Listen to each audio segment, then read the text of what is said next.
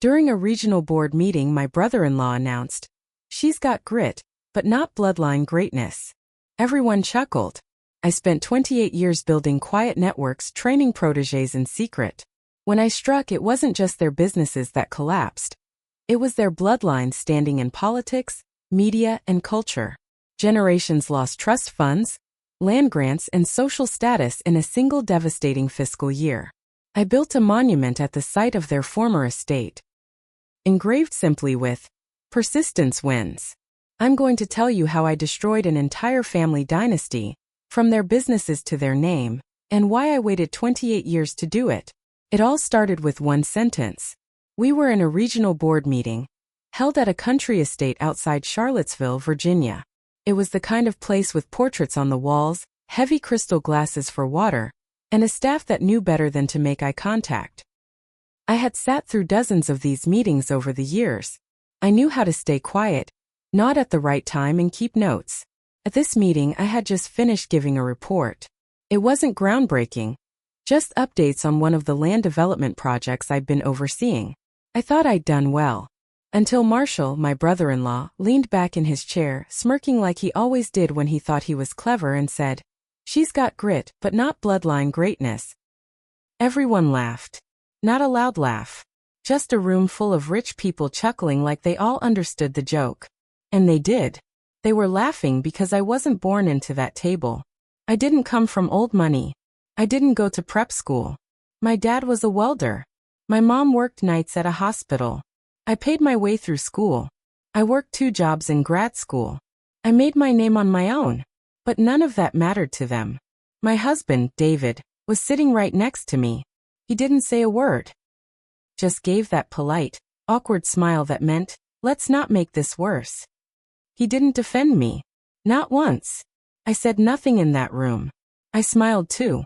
I acted like it was no big deal. But I never forgot. From that day forward, everything changed. I was 39. I'd already been married to David for almost 10 years. I had 2 kids, twins.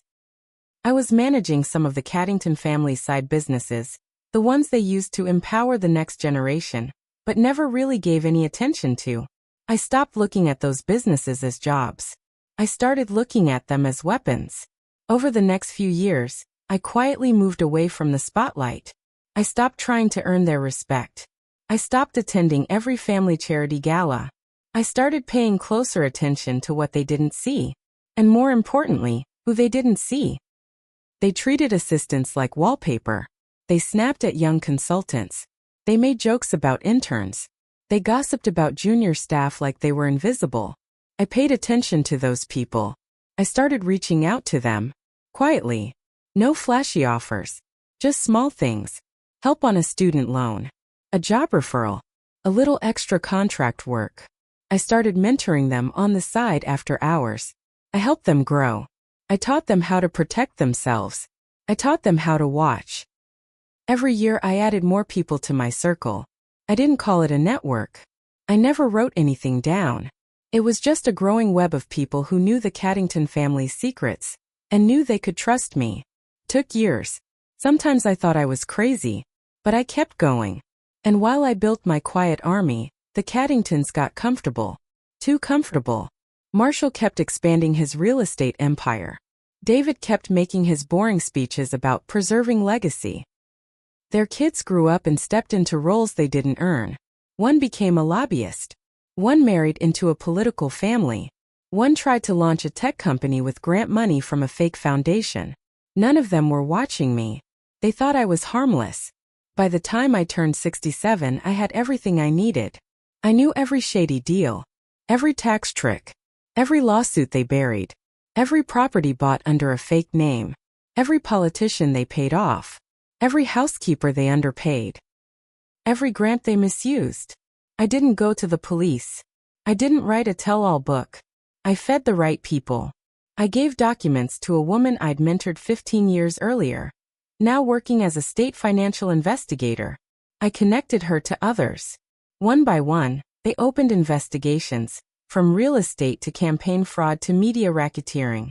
And I didn't stop there. I gave tips to a former Caddington media producer I'd helped after she got fired for calling out sexist management. She'd gone on to start a podcast. When she started dropping episodes with real evidence, everything blew up. People listened. Reporters called. Then lawyers. Then state offices. The dominoes fell fast. Their main real estate holding company was frozen by the IRS for tax fraud. Their media company was exposed for funneling political money through fake ad buys. The fake grant foundations were outed. Museums returned donations. Universities cut ties. Politicians ran the other way. The family name Caddington became a punchline. And I wasn't even close to done. Once the press started sniffing around, the family began to panic. They weren't used to bad headlines. The Caddingtons had survived scandals before, minor ones, usually cleaned up by their legal team or smothered by donations. But this was different. This time, it wasn't just a bad article or one angry ex-employee. It was a wave. And it was organized. They didn't know that was by design. David, my husband, was the first to crack. He'd been living in denial for years, pretending the family was just misunderstood, that they were builders, not predators. But when the subpoenas came, and the media started circling like vultures, he lost it. First it was anger. Then it was fear. Then one night he finally asked me if I knew anything. We were in the kitchen. He looked smaller than I'd ever seen him, hunched over, holding a glass of whiskey he hadn't even touched. Did you know this was coming? He asked me. I didn't answer. He stared at me for a long time. And then he said something I'll never forget. I always wondered if you were keeping score. I left the room. 2 weeks later he had a stroke. He didn't die, not right away. But the man I married, what little spine he had was gone. He never recovered. I visited him in the hospital twice. Just to be polite. The nurses said he called out my name once in his sleep. I pretended not to care. Marshall took it differently. He fought back hard. He held press conferences. Called the accusations a political witch hunt. Claimed the media had been hijacked by bitter people with no real accomplishments. He tried to frame it all as an attack on success. But he didn't know that his own daughter, Caroline, was the one who tipped the final scale. She was in her 30s, smart, angry, and always underestimated by her father. She was supposed to be the Caddington heir in waiting. Groomed since childhood to take over. But she hated how they treated her. I'd had one long conversation with her years ago at a charity dinner. She'd been half drunk, muttering about how her father moved her trust fund into a wine project, without asking her. That wasn't a wine project. It was a vineyard in Oregon that they used to hide money. A lot of it. And when she found out the full extent of the laundering, she snapped. She wrote a piece for The New Yorker. Exposed everything. Emails. Financial records. Conversations. Even included pieces of her childhood journal. About watching her dad scream at her mom. About being told she wasn't strong enough to carry the family name. The title of the article? My Father the Fraud. That was the nail in the coffin. It went viral. Everything after that happened fast. Their estate in Loudoun County got seized. Marshall's face was plastered on every network. Old friends stopped answering their calls. Foundations scrubbed their names off buildings. One of their old partners sued for damages and revealed even more illegal deals. But the worst part for them wasn't the money. It was the status. You have to understand, the Caddingtons weren't just rich. They were old rich. They were on the boards of museums, part of secret golf clubs, whispered about in Ivy League donor circles. When that crumbled, it wasn't just loss. It was humiliation. Generations of polished reputation gone. Just like that. And still I wasn't done. At this point, people had started whispering about me. Some of the older staff, the few still around, remembered how Marshall used to talk to me. Some of the former assistants I mentored connected dots. A journalist reached out, asking if I had any comment on the fall of the Caddingtons. I said nothing. But I did buy a piece of land. It was a strip of property next to the old Caddington stables. The estate had been broken apart and sold in pieces to pay back the government. Most of it was gone, razed, emptied, forgotten. I bought it quietly under a different name, hired a small local crew, paid in cash.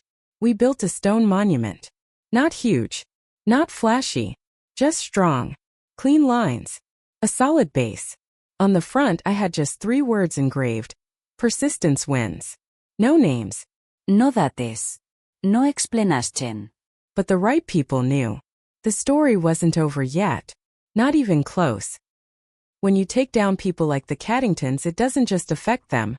It stirs up everyone who's ever benefited from being near them. People who made quiet deals behind the scenes. People who profited from pretending not to see. And some of those people still had power. That became clear when I got a letter. Came in a plain envelope. No return address. Just my name handwritten. Inside was a typed message, short and cold. You think this is over? You were never the only one watching. No signature. But I knew what it meant. Someone was scared. Someone wanted me to stop. And that's when I realized the Caddingtons weren't the top. They were a branch. The real roots went deeper. I started seeing strange things. A man sitting in a black car outside my home 2 nights in a row. A voicemail on my office line that played silence for 20 seconds, then hung up. My twins, now grown, each called me separately asking if I'd upset anyone serious. They both work in politics. They'd heard whispers in circles I'd never even reached. One night my front door was left cracked open when I came home. Nothing taken. Nothing broken. Just open. It didn't scare me. Pissed me off. I hadn't spent nearly 3 decades putting together something this careful, this solid, just to have shadows try and push me back into silence. So I went deeper. I pulled out the records I hadn't shared, the ones I kept for myself. Names of old donors. Back-channel communications. Private meeting locations. Photos of men shaking hands with people they claimed they'd never met. A few names kept showing up. One was an old family lawyer who'd retired suddenly after the scandal. Another was a developer from Atlanta, known for cleaning up messes tied to political families. The last was a man I didn't know, but whose name appeared in both Marshall's records and Caroline's notes. Evan Redcliffe. I started digging. Redcliffe wasn't a public name. No company listings. No press. But he was real. And connected. The deeper I looked, the more I found. His name appeared in ownership records for properties across several states. Old hospitals. Campaign headquarters. Think tanks. He wasn't the cleanup guy. He was the architect. I flew to Atlanta under another name. Rented a car. Drove past an office building listed under one of Redcliffe's shell companies. It looked empty, but the security was tight. I wasn't going to confront him. I wasn't ready for that yet. I just needed to know how far this thing went. Then I made another choice. I started reaching back out to my network, but only the ones I trusted completely. I told them to look for anything tied to Redcliffe. Anything buried. I told them not to contact me again unless they were sure. Some didn't respond. One called me in tears, asking if I was trying to get people killed. That's when I knew I was close. 2 weeks later, I got a package. Inside were printed documents, flight logs, private donations, off-the-record meetings. I don't know who sent them, but they traced Redcliffe's operations back 40 years. He wasn't just backing the Caddingtons. He'd backed half the old political dynasties in the Southeast, and he'd used their names to launder power for people who never wanted to be known. The Caddingtons were loud, flashy, entitled. Redcliffe was the ghost behind the curtain. And now he knew I was coming. I knew the next move had to be careful. This wasn't like the Caddingtons. This wasn't a greedy family with a nameplate on every building. Redcliffe operated in silence. If I went after him the same way, I'd disappear before I got close. So I played the game differently. I gave up my name. I made a full legal change, disappeared from public records. Moved to a different state under a new identity. Transferred what was left of my retirement into crypto and cash. I kept one burner phone and stayed offline. For the next year, I lived in a tiny rented house outside Asheville, North Carolina. No traceable habits. No real address. No online footprints. And from there, I planned the last phase. I wasn't going to expose Redcliffe through the press. That wouldn't stick. He had decades of control over stories. He probably had his hands on editors, board members, maybe even judges. Instead, I chose to make his empire collapse from the inside, just like I had with the Caddingtons. Remember those records I kept? I started sending pieces to his own people. I made it look like leaks were coming from inside. His lawyers, his board members, his partners. I used the same quiet methods I trained others with: copy records, protect your source, pass it on in pieces, never send from the same place twice. One document showed how he moved campaign money into private land deals. Another showed the offshore trusts where he hid his partner's illegal earnings. And the final one, the one that broke everything, showed how he used a group of fake veterans' charities to launder donations and suppress lawsuits involving abuse in private prisons. That file went to two people. A former federal prosecutor who lost his re-election after Redcliffe backed his opponent. A documentary filmmaker who had been quietly working on a series about political donor corruption in the South and didn't know how far it went. They went nuclear. The prosecutor brought it all to light, testified before Congress, dragged Redcliffe's name into the open. The filmmaker dropped a 4-part docuseries that hit every major platform. Millions watched it. Redcliffe's face became a symbol of quiet corruption. His voice, taken from a leaked call, was played over and over. People don't need to see who holds the power, they just need to feel it. He thought that was clever. He thought it meant control. Instead, it made him famous in the worst way. 2 months later, Redcliffe's estate was raided by the FBI. Dozens of people tied to him were arrested, from state officials to former CEOs. The Caddington name came up again, and for the first time the media said it out loud. The entire dynasty had been a puppet family. The story turned from greed to conspiracy. Old wealth collapsed like a row of dominoes. Boardrooms emptied. Legacies were questioned. And those smug grins from that boardroom 28 years ago? They vanished. Marshall died of a heart attack while under house arrest. Caroline took her mother's last name and moved to Vermont. She sent me a letter and signed with one sentence. I know what you did. Thank you. David, my husband, never recovered. He spent his last months in a private facility outside Richmond. I visited him once just before the final reports dropped. He could barely speak, but he held my hand for a long time. Then he looked at me and whispered, "Was it worth it?" I didn't answer. Because by then the question didn't matter. A year after Redcliffe's collapse, I returned to Virginia. I visited the monument I'd built near the old Caddington estate. The trees around it had grown taller. The ground was quiet. The stone still stood firm. Persistence wins.